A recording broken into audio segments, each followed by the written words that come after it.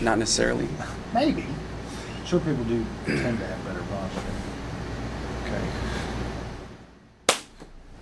Okay, good. So what we're going to do is the same thing that we kind of did last time, but we're not going to necessarily rehash those things. Okay. I'm going to do the intro like I do. I'm going to kick it to you to say who you are, you know, and introduce yourself. You don't necessarily have to look at the camera, though. Like, now this is different. We Right, have an right. actual... Well, I kind of like the idea of just conversing. Yeah, The idea of just having a... if that... I never make notes in the capacity of like where I want it to start. I always have my iPad with me and I'm making notes of like things people said that I want to ask them. But because we're doing something different, I made notes. You need a pen? Pen and a clipboard? I got it. Thank Okay. you. And then the only thing that we're for sure going to touch on, because I always want the audience to know, is your martial art journey. Tell me how you got started. You know, so that's the... Give me just a second. I'm going to shut down the sounds. Okay. The ambient sound.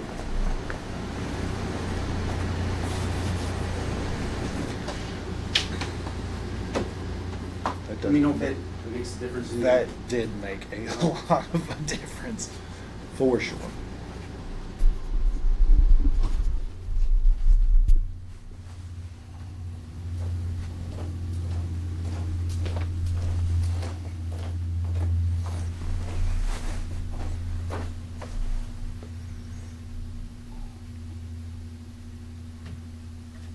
And I bet 30 seconds after you turn that off, there's at least one student that's like, "It's too hot in here!" Oh, of course, every time. It drives me crazy. You know, it's too hot, it's too cold, it's whatever. I remember going in one of my original schools, not mine, but when I trained, when I was a student, and I was supposed to go in and get things ready and clean up and turn the heat on, because the heat was turned off in winter. You know, when you left, the heat went off, and you come back a day or two later, and you have to turn the heat on. Well, you're in Chicago, and it's like 40 below zero outside. You know, when you come in, it's 40 below zero inside, and it's like, so you turn the heat on and you're hoping it's going to kick on, then you got to take your socks off and walk across the wooden gym floor, and you got to kick and you got to punch, and you're like, oh my God, you know, this is so bad, you know. So they don't even know how good they got it now. Right. You know, like there is that idea of, you know, as martial artists, we train under extreme conditions. So like, go out into the world when there is snow on the ground. Exactly. Barefoot, right? Well, we used to have to run barefoot in the snow. We had to run barefoot downtown Elgin, at least, you know, when the cracked up sidewalks, you know. My second degree black belt test was in August, like middle of August.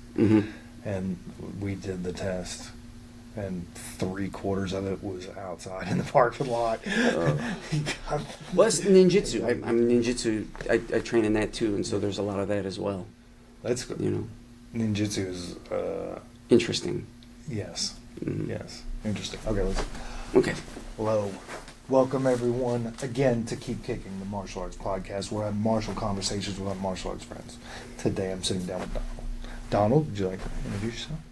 Hello, I'm Grandmaster Donald Moore, and I'm the owner and operator of a Synergy Combat Arts Association, as well as Chung Mu Kwan America, and founder of Yeonokwan and Hishiaru in Japanese martial art. Awesome. So I've been doing this a couple of weeks. That's what I always say. I'm beginning. There we go. I've just been beginning for 10,000 Yeah, I'm the beginning. I'm a beginner. Always a beginner. Awesome. So we've already had this conversation once. It had technical issues and kind of messed up in that capacity. So we're doing things a little bit differently today, right now. And so the only question that is a repeat is, tell me how you got started in martial arts. Bruce Lee. That's right. Bruce Lee. Back in the 70s, I'm this kid in this suburban town, and I knew Bruce Lee was doing something. I knew Bruce Lee was awesome. I mean, he had to be doing something. But my dad wouldn't let me watch any of his movies because they were all rated R. But I was in second grade. I had Bruce Lee posters all over my wall. I'm doing these kicks and flying up high, kicking Kareem, and even posters I can't even find now. But nonetheless, Bruce Lee was my introduction. It started my love affair with martial art. Yeah, that's most people. I've found it's either some sort of pop icon that they latch onto, you know, Bruce Lee, Ninja Turtles, what have you, or trauma. Like, Well, yeah. There's never in between. Like, Okay. my buddy got me started, and you know, there's never anything like that. Never anything like that, huh? That's interesting. So, guys, the point of coming here, I'm here in Illinois at Master Donald's school that he has. It has me a little bit of envy here because it's in his backyard, and I need to. Anybody that's watching want to help me get one in my backyard? Let's make that happen. Well, it's an honor to have you here. Right. It's an honor to have you here. Thank you. So the two things that are important for me to say before we get started is that for me, this podcast is not about views or clicks or likes or shares or any of that. It is about twofold. One is that I think these conversations are extremely important to have because perspective is important for our training and our being and for our personal development. So it's important to have these conversations, to come together with respect and preserve the knowledge that's shared here. But then the other thing is about building community. The martial arts community online is toxic. It's horrible. It's terrible. We're going to talk about that in a second. Yeah, we will. It's the worst. And there is a divide that exists that doesn't need to exist. We are all martial artists, so we're all under the same umbrella. We're under the same family.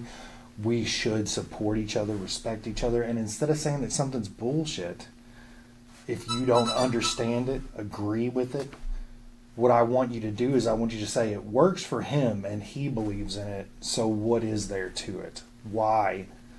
You know, let's be curious. Let's ask those questions and let's approach it with open mind, open heart. Because I'm building an enriching community where I found community when I needed it. So, and the reason that I made the notes is because that kind of builds into what you're doing, which is the first thing that I wanted to talk about. Okay. You know, because like the podcast for me is about closing that divide and bringing and building this community up, the community that helped me in a lot of ways. What same thing you're doing? Fascinating thing what you're talking about. That's the direction that I've been pursuing in martial arts. If you get a chance to scan all that, I've been pursuing my whole life in martial art because for me, even though when I started it was considered illegal to go from one school to even look at another school. There's a guy here, I'm doing this art, but the guy over here does kung fu. Right. Well, it's like, oh, he's bad. But no, not true at all. Because what he did was incredible. What we did was great too. And what the guy across the street that did judo did was fantastic as well. Right. And my perspective is we need to be able to draw from all of those cultures. Hence the creation of two things. Yeonokwan, which is the Korean-based martial art mindset that I've developed. Yan meaning lotus, because they're all beautiful. O meaning 5. And Kwan means style, school, whatever. But ultimately, the Yeonokwan is not drawing from 5 different martial arts ideas from 5 different martial arts. Like go into a Chinese menu. I'll have some of this, and I'll have some of that, and I'll have some of this. It's not like that. It's drawing culturally from these cultures. So I draw inspiration from Japanese culture. I draw inspiration from Chinese culture, Korean culture, of course, Filipino culture, American culture. These cultures all were the stepping stones, were what created the martial art. And obviously there was necessity, there was need for the martial art, but the culture shaped the art, which is what prevents it from being just 2 guys fighting out in the yard versus having a system-based mentality. Being something more than just 2 guys fighting in the yard, which is fine too, but it's more than that. It's more. Martial art is more than that. And we do need to support each other. That divide has always been there. There's always been it's always existed. So, if we're talking on a level of just discussion based, have you ever read the Tai Chi classics? Mm-hmm. Okay. So, how they talk about the ultimate system, the mass system, and then it was divided because of war. I feel like the divide that started in martial arts started by somebody higher up with the intent of oppression. If I tell them to wage war on each other and they separate and they divide, they're weaker. Mm-hmm.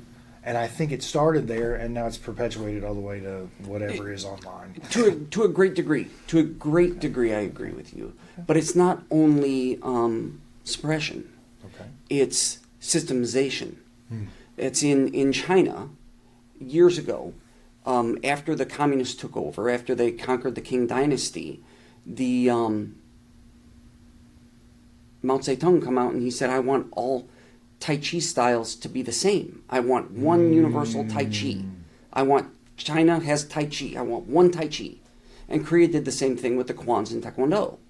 And I want one martial art. I want one style of quote-unquote karate for Korea. Whereas there were already at least 9 and probably more. And in China now, obviously, there's the 5 styles of Tai Chi, but there's more. Right. There's more than just 5 styles of Tai Chi. Same thing with Wing Chun or with any other martial art, because every individual master has his own ideas and his own way of approaching things. So ultimately, he has his own style. You know, so the systematically bringing it together and forcing everyone to teach the same thing, to me, started creating that problem as well. You know, that was kind of the issue too. You know, let's just break everything down and weaken everything down, whereas I give you very little or no creative expression on your own. Now you have to follow my direction. You have to follow my way. So then all of my students, well, I'm number one, no, I'm number one, no, I'm number one. And that's where it originates. You know, Okay. it goes from there. So I guess the start, like you're saying, is the first guy up front going, I want everything to be the same, and then all the rebellion afterward, everybody going, well, yeah, it should be the same, almost. Right. You know, it's like, you know, I mean, not to get political, but it's almost like communism. It's beautiful. Yeah. It's beautiful in theory. Well, it's beautiful until people get involved. Exactly. That's exactly right. Until there are people, and then it doesn't work. Then it falls apart. Wonder philosophically until greed is introduced. Until greed. And here's the thing. I mean, not to go back to the 80s motto that greed is good, but we have to understand that greed and the desire to protect yourself and protect your family is important and not evil. It's something that is that should be maintained. So I'm big on creativity within the martial art. So that's why I founded Synergy Combat Arts. Synergy meaning not just, I could have said mixed, you know, whatever. I could have said everything together. We recognize anything. But that wasn't the intention. The intention was a little bit deeper than that.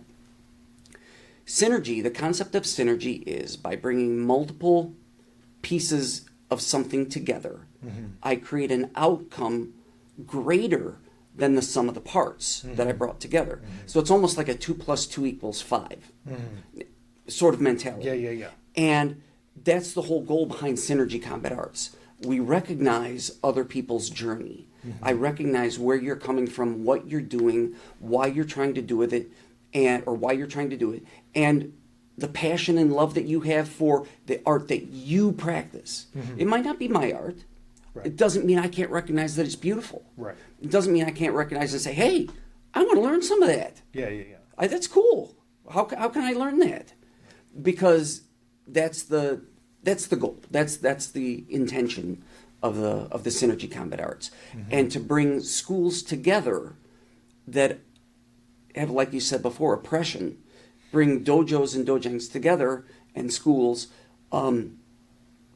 that maybe somebody higher up in the organization, maybe somehow the system within the organization has marginalized them. So, you have these instructors that are sitting out here going, I've been teaching in this organization for 20 years, and okay, I have a belt, or I have a this, or I have a that, but I don't have that personal, deep connection, not only to the federation, but to the organizational head, or to the people.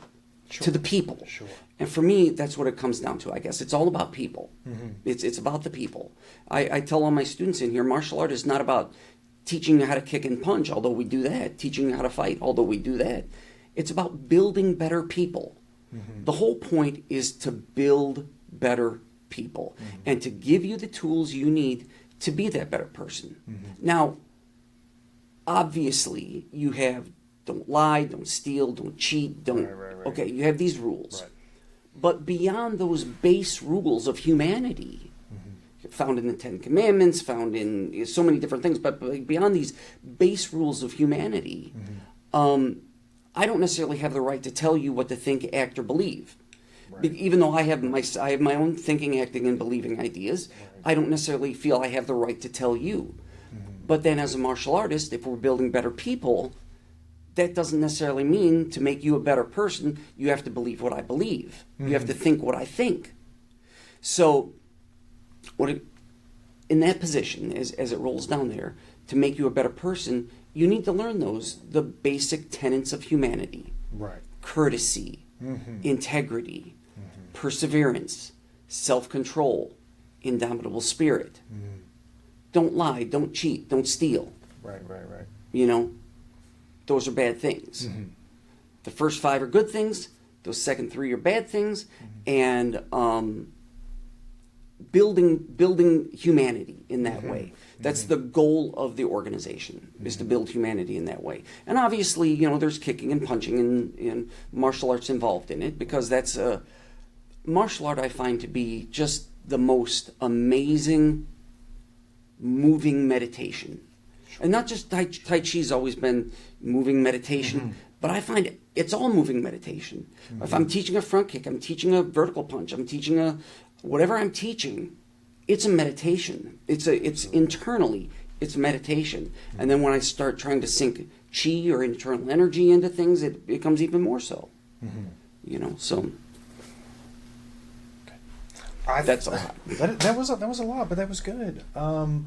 I think that the importance of community, lifting the veil once again. One of the emails you sent me, I think yesterday or the day before, about this meeting and the meeting notes. I've been thinking about it a lot, and I think one of the answers to the questions of how do we bring more students in, how do we reach more eyes, schools. Whatever. The goal, for me at least, is to reach on the school level. If you have a school with 100 students, by reaching the school, I've just reached 100 more people. Oh, yeah. You see? Yeah. I think the answer, in part, is being active with the community. And that means twofold. One, the community of schools, and then 2 is the community that you're in, or the community that the school's in. Right. Because that's something that most martial arts schools neglect these days. We don't go out and do street cleanings or, neighborhood beautification, stuff like that. Which brings me to an interesting point, which brings up a fascinating point. I had an idea some while ago. Let's say you're a black belt. You're a second degree, I'm a black belt. and you want to test for third degree. Yeah. And maybe you have a school. Maybe you own your own school. You have your own, backyard school. Maybe you have 6,000 students. I don't care. That's a big backyard. That's a big backyard. That's right. But you want to test from second degree to third degree. And there are these rules that are put in place. Okay, you got to know your sets. You got to know your self-defense sets. Yeah. You got to know your forms. You got to know this and you got to know that, and time and grade and all of these factors. But within the context of the Synergy Combat Arts, I'm introducing a new factor. Service. Yes. So ostensibly, you earn points toward your next belt promotion. Say second degree, going to third degree, you earn an extra 2, 3, 4, 5 points for your next rank promotion by having you and your students clean up a park, by doing a blood drive, by doing a back to school clothing drive, whatever it is, food drive, whatever it is, you're earning points toward your goal by serving your community. And it's official. It's in documentation that's being issued, has just been issued to the Synergy Combat Arts, because that's ultimately our goal is to make better people. One of the things that I have done in my tenure as a martial artist is I started a nonprofit. Okay. And that nonprofit would do martial arts lessons free to anyone that couldn't afford them. Okay. And the exchange was half an hour of community service for every 2 hours of instruction. So they're paying for their classes in that regard, and the school would organize different cleanup days and stuff like that.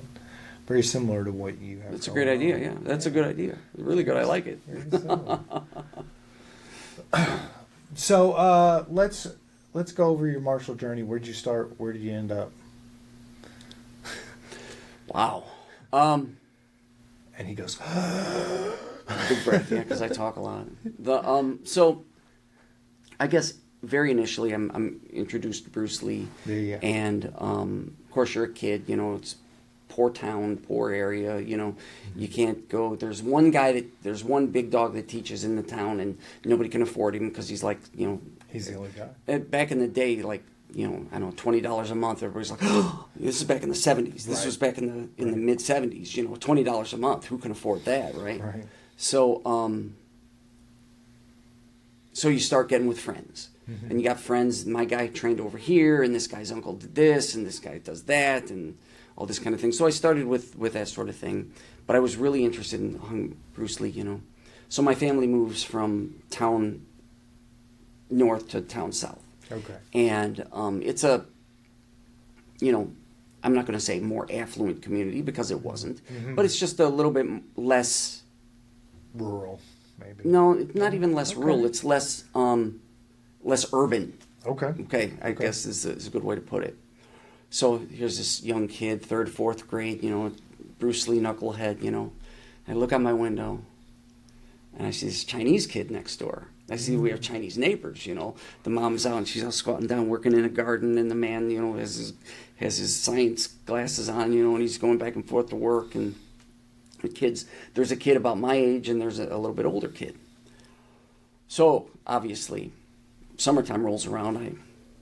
Next door, knock, knock, knock. Kid answers the door. So Asian kid answers the door. I say, hey, I'm Don. He goes, hey, I'm Mark. I says, Mark, you're Chinese. And he goes, I know. Do you know Kung Fu?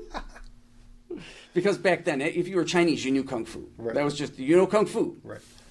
He says, no, do you? I said, no, but let's do it together. And we became fast friends, and we started training in martial arts and doing everything, reading everything we could get our hands on, training with anybody that would, that we could get that did anything, as we were learning. And then time goes by, and you get a midget older, and mom and dad finally find a park district or somebody teaching out of a church, not a park district, but somebody teaching out of a church, because this is the late 70s, early 80s, park districts don't have martial arts, Right. But somebody was teaching out of a church, and my friend in school told me about it. I was in high school by this time. I was a freshman, and my friend told me about it, and I went in, and that's where it started. And no looking back. Taekwondo, Hapkido, Taekwondo and Hapkido primarily in the very, very beginning. Okay. The first lesson I learned was Hapkido. It was a Hapkido lesson, in fact. Yeah. But it was interesting, and then from there, I continued on. My problem was always, as much as I was respectful, and as you should be, I always had my own ideas. I always had my own way of looking at things. Yeah. I had my own perspective, and I wasn't giving that up. So that kind of makes it hard for you to be a system exactly. Yeah.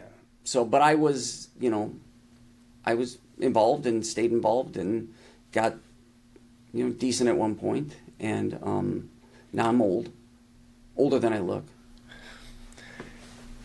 I think that that mentality carries over to Synergy, and then also could answer one of the questions, like you build a network of schools that are large enough and proud enough, and then you have a student who has gotten what he or she wants out of that style, and they can go to another in-network.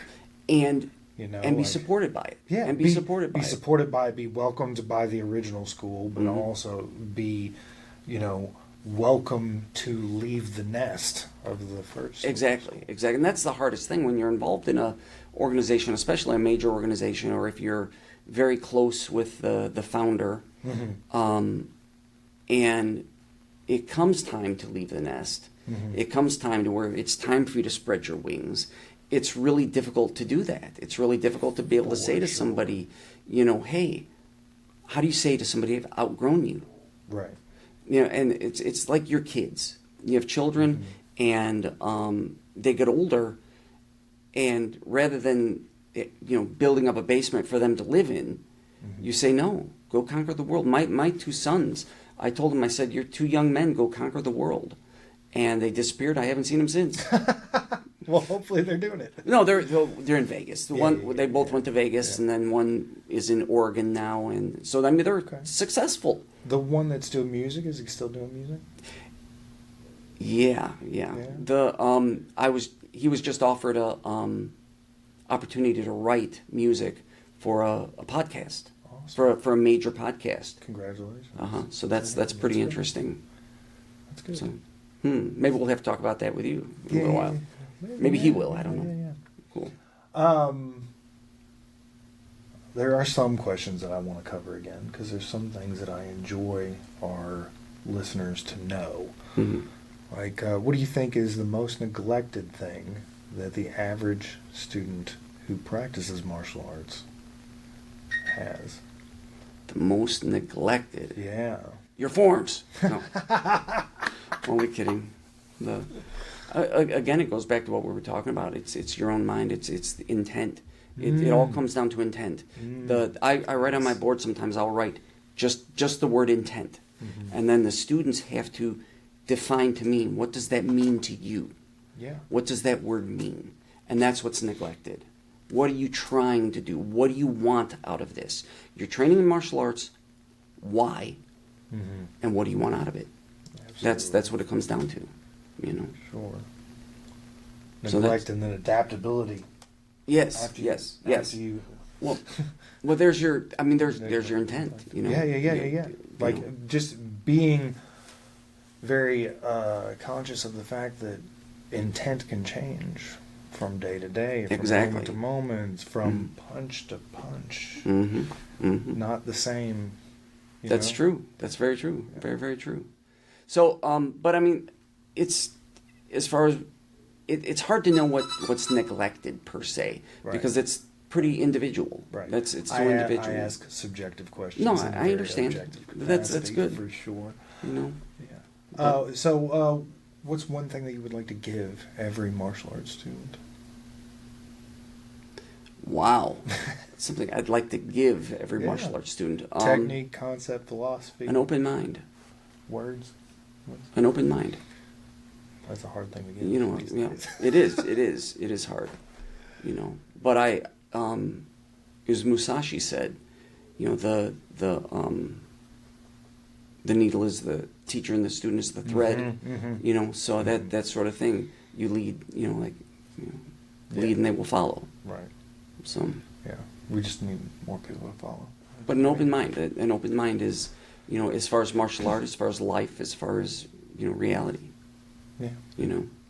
And again, it all comes back to that whole idea that it's not just punching. It's not just punching and kicking that we're doing. It's so complete. Martial arts are so complete, and you get to a certain level where everybody says you hear, at a certain level it's more mental than physical. So when you reach that point where it does become more mental, then that's when you approach ideas like, I want to give people an open mind. I don't want to, everybody, I have students come in and all they're interested in doing is fighting. All they want to do is, can I take this person? Can I take that person? Can I fight this? I'm like, it doesn't matter. I mean, self-defense is fantastic, and that's key. Right. But, I don't care who wins what professional fight. They're good for them. I hope they all win. For sure. But again, it comes down to the idea that, there's more to it, where we've created systems around these arts. We've created organizational bodies, we've created systems, we've created all of these apparatus to make it function. And you have to approach that even with an open mind. Yes. Yes. So to navigate it. Even. Exactly. Like, to know how to get around in it, right? To not even for sake of redirecting it or changing it, like just to play. Right. That's right. That's true. That's true. Okay. Let's talk about the internet.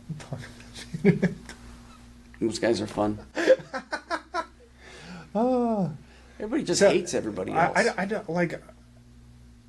I have my internet algorithm set up in a very specific way to where like Facebook is all martial arts, Okay. and so I don't know if Facebook is just a toxic cesspool of negativity, or if it's specific to, the martial arts community, in that every martial arts post that I see in my feed, if you go into the comment section, I think humanity is a cesspool of toxic negativity. Okay. I mean, it exists in martial arts where it shouldn't. It should not exist in the church. It should not exist in martial art. Right. That's how it should be. Leave that to humanity. Let everybody else do that. We're trying to be better. Right. We're striving to be better than that. And not better than anybody else per se, as I judge you and look down on you. But better as in we're bettering ourselves. The point is to be a better person for me, not for you. I'm not trying to be better for you. I'm trying to be better for me. Absolutely. To make myself better. And then if that rubs off, well then that's fine. Right. But I'm not putting on airs, and it's not false modesty or anything like that, Right. We're here in your school, and before I stepped onto the mat, I bow. And it's a habit that I have. I used to do it going into certain rooms that had carpet. Yep. Is how that ingrained that is. I have students always tell me they go to school and they'll go from class to class, they'll stop and bow before they walk into class, and then they're like, nobody saw that, did they? Right. But so like, we bow out of respect for our teachers, our peers, for the knowledge that we're about to consume, all those reasons, right? And for who came before us. I also bow because an instructor once said to me, when you bow, if you allow yourself to let go of your baggage, your kung fu will be stronger. And your ego. Yeah. So I also, part of the practice is bowing so that I let go and I lock into this, so whatever we're doing. Whatever happens to be. Right. Right. Well, I mean, this is a podcast. No, I know that. I understand that. This is still kung fu. But Because it it's all down, the same. It comes down to even that master-student relationship. It's the trust. Yes. The trust between the two. Yes. But going back to the internet, there's so much negativity, and I don't like it. I don't like, if somebody does some martial art that looks funny, Right. or somebody does some martial art that you don't think would work in a certain circumstance, you don't. Why disparage it? Why not let somebody else be them? You be you. If you want to do monkey kung fu, monkey style kung fu, and everybody else thinks it looks funny, which it does. Right. But that doesn't mean it's not awesome. Right.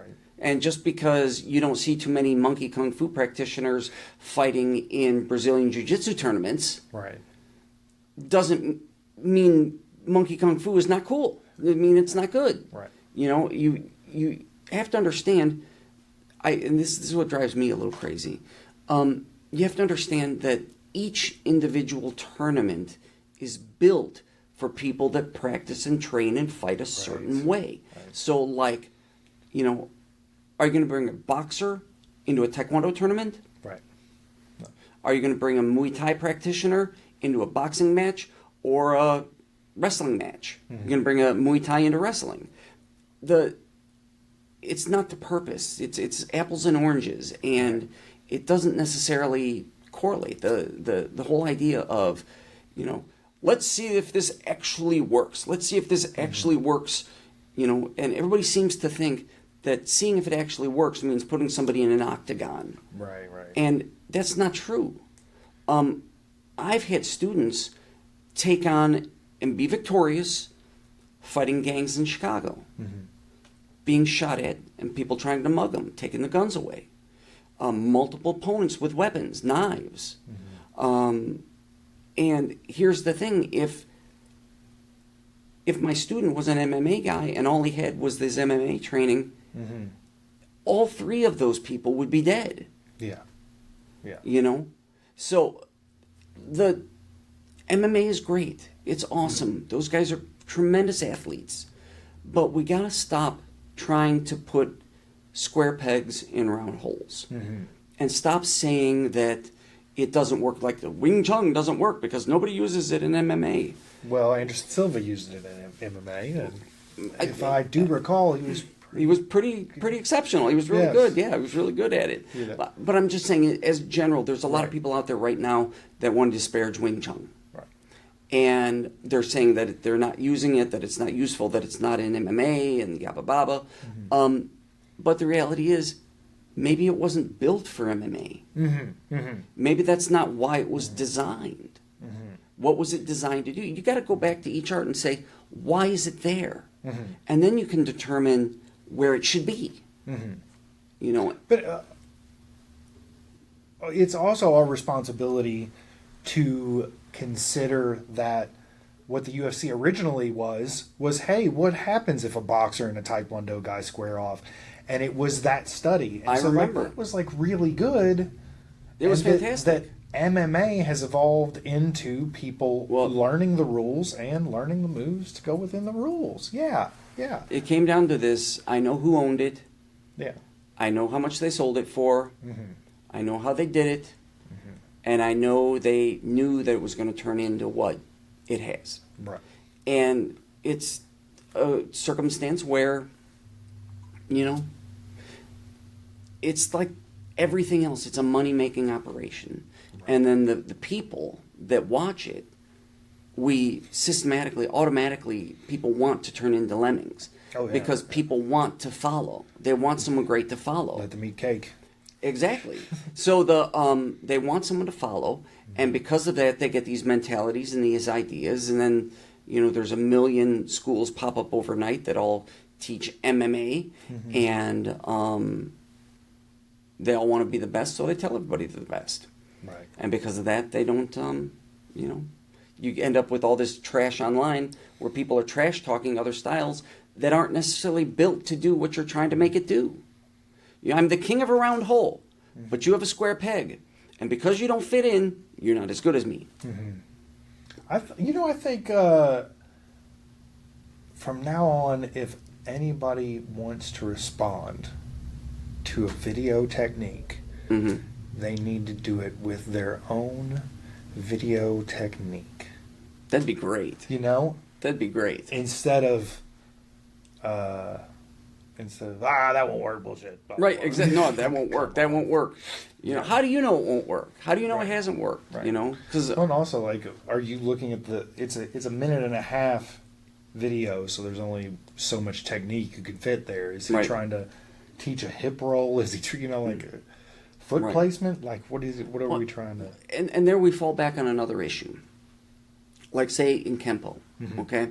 Or Taekwondo. Somebody does their punch and they hang their punch. They hang their punch as somebody else is doing technique. Right.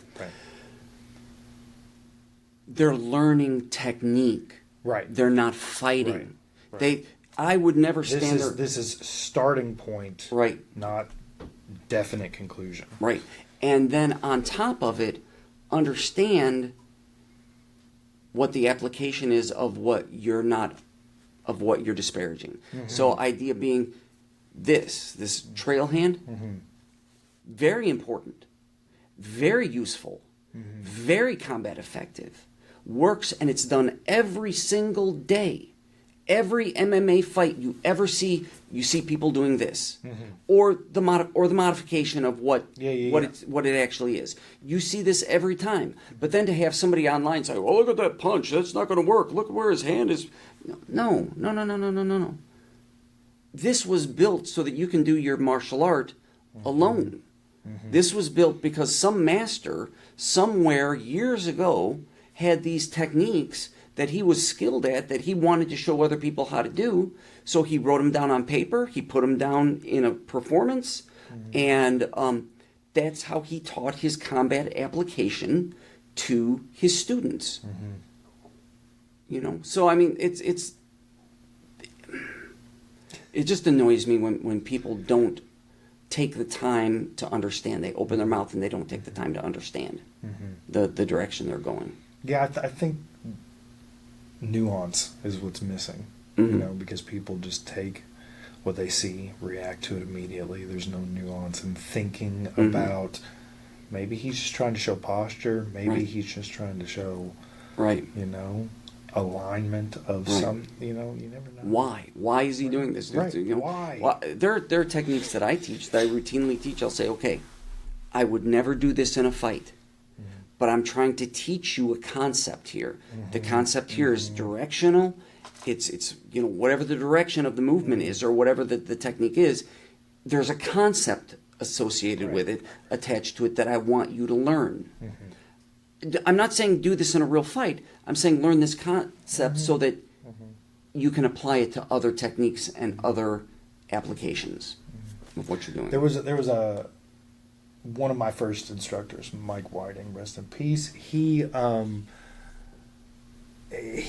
said the only reason that we do all these different kicks is because your hips move in so many different directions. Yep. And like what he's saying is that the same thing you're saying is that those kicks are in place to teach us the hip directions and the mobility that we have. It's not because I'm going to do a spinning reverse crescent kick you in do a like fight. When you do like joint locks and that kind of thing, there are only so many ways that the wrist can be, affected. Yes. There's only so many ways for the elbow, only so many ways for the shoulder, only so many ways for the neck. Yes. So the truth of the matter is, when you learn the core concept, of the articulation of the joint, say, or the kick, when you learn that, it not only applies to whatever karate style you're doing then, karate, hapkido, aiki style, judo style, whatever it happens to be, it applies to all of them. Yes. So if I do a front kick in taekwondo, it's also a front kick in goju-ryu karate. Right. It's also a front kick in Ishanryu. It's also a front kick in Kung Fu. It's also a front kick in whatever else it is I'm going to do. So they all apply. All the techniques, ultimately there's only so many ways the body moves. There's only so many ways the body can function. And each individual style, to me, has proven it's just different ways of putting it together. It's the same stuff. You have the same alphabet, just different words.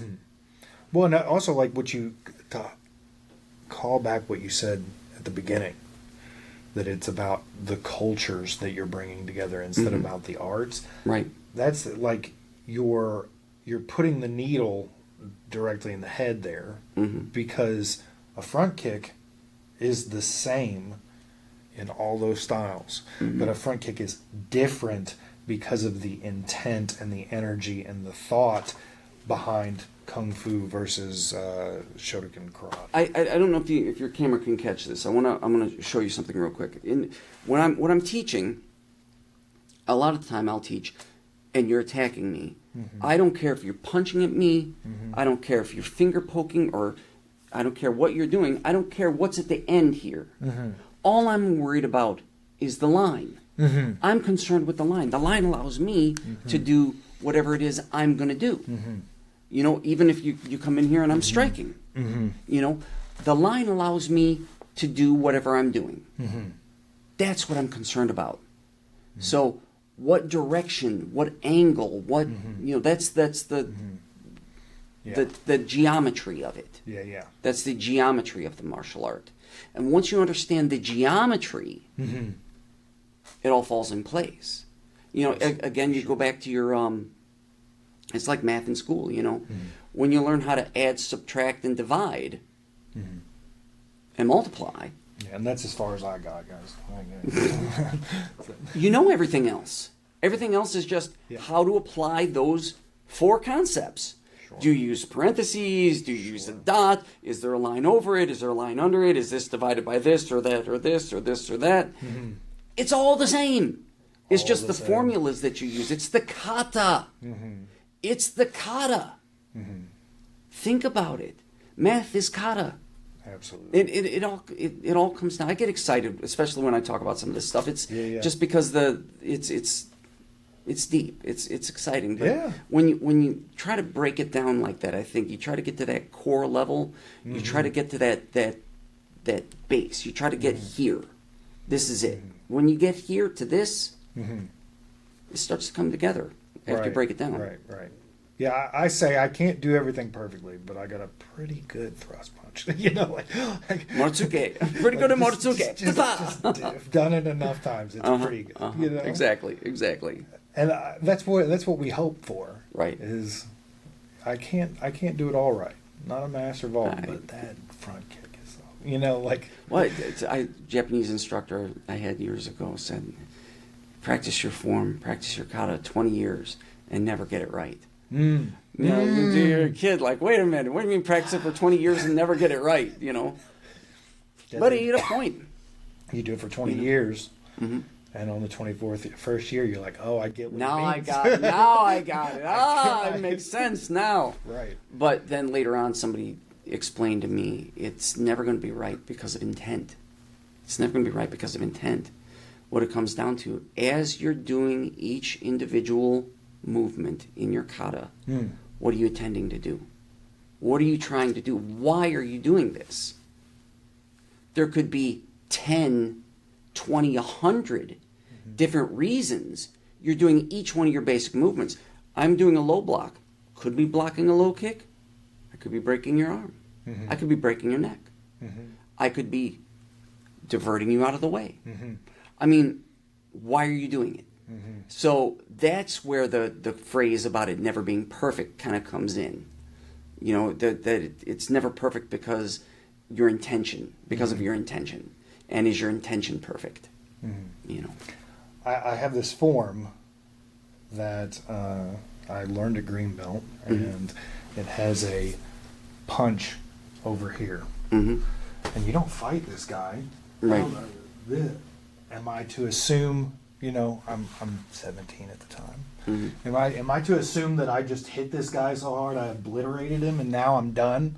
That I don't have anything else to do to this guy? The one punch, he's gone now. One punch was all that dude took, but now these guys I have to onslaught with action. And then I was doing that in a black belt workout, and I was like, "Is that a POC?" I said that to Joan, my instructor, and she goes, I mean, could be, yeah. And I was like, it's a punch the whole time, and she's like, it's never a punch. I said, let me give you another idea. What are you doing with the other hand? Nice. You decide what this is based on what this is. Yeah. Open that hand too, or open this hand and strike with that one. What if this hand is racing against a wall to give you power there? Yeah. Or vice versa. Yeah. You know. Yeah. So there you go. It's not a punch, guys. It's not a punch. But it could be. It could be. It could be. And you But, can have you have a really good front punch. You said that already. Yeah, You have a really good punch. So maybe maybe it you is. did obliterate that Maybe guy. I Maybe just he's gone. obliterated He's him. he's gone now. I never have to worry about this guy Right. because you know why? Right. I got a pretty good front punch. That's right. That's right. Maybe it is a punch. I'm gonna just start practicing it as a punch now. I want to end on asking about self-defense. Mm-hmm. And this is a big topic, and it's a topic that I have obviously in my tenure thought ad nauseum about, and continue to evolve and continue to discuss with other martial arts masters. But so the question to you is, first, an omission, because we as martial artists, you know, if you're a lifelong martial artist, I've always said you have to be equal parts sadistic and masochistic. Yeah, I can see that. I can see that. You do. I can see so that. like, we are wired to be okay with hurting people. Mm-hmm. So the question is, how do you teach people that are not okay with hurting people how to defend themselves? That is the hardest thing. It sure is. That is so hard. To teach people that they have the right, women, children, that they have the right to say no, that they have the right to stop someone that's trying to accost them as self-defense.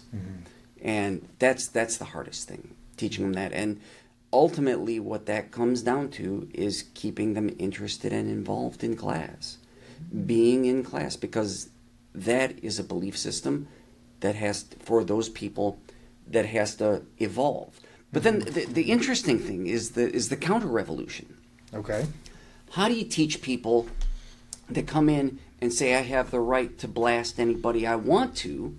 I have the right. Who do I take this guy? Am I good enough to fight this guy? We talked about it a minute ago. Am I as good as this guy? Can I fight him? How do you teach that student? Chill, man. So Namaste. that's an easier answer for me, It is easier. because I was that. Okay.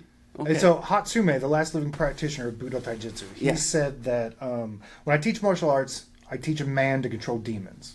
Sometimes the demons in front, sometimes the demons within. Yep. You know?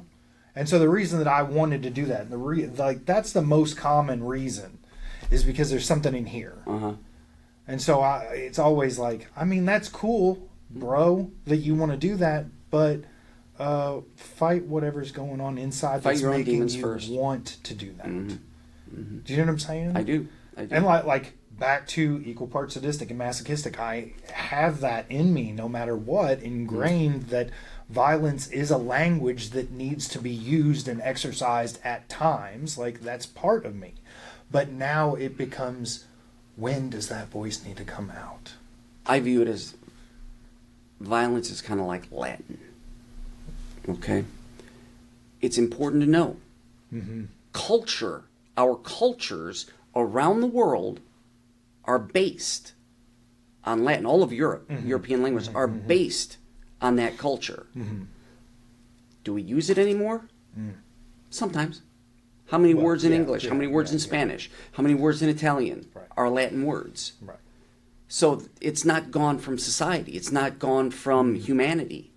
It's still there. Right. But we use other language too. And that's kind of where that comes down. It's like, you know, violence is like Latin, I guess. Not everybody knows it, but everybody knows it. That's going to be the title of this episode. Violence is like Latin. But I like that one. That's good. it's that's, you know, what it is.